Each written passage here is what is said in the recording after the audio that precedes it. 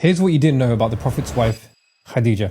Khadija bint Khuwaylid, may God be pleased with her, is the kind of woman history rarely sees. Strong, ambitious and wealthy, yet deeply devoted, nurturing and spiritual. She was a successful businesswoman, a leader in her own right, yet her love and dedication to the Prophet Muhammad, peace be upon him, defined what true partnership looks like. When the first revelation came down in the cave of Hira, the Prophet, peace be upon him, returned home overwhelmed by the weight of the moment. And what did Khadija do? She reassured him and reminded him of his goodness. She said, "Never.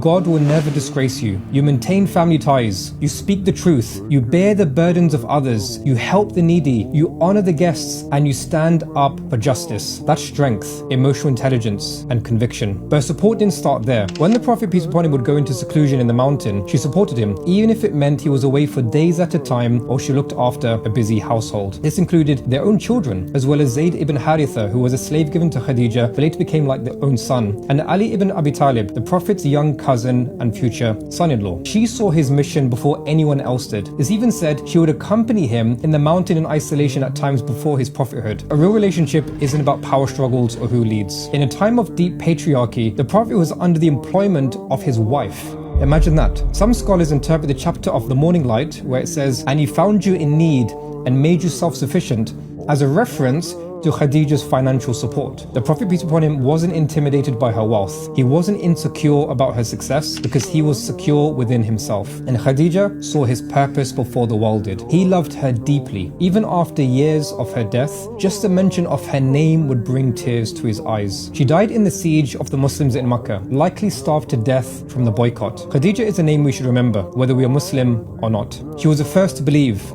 the first to sacrifice. She plays a central role in the story of Islam, and we owe a lot to her.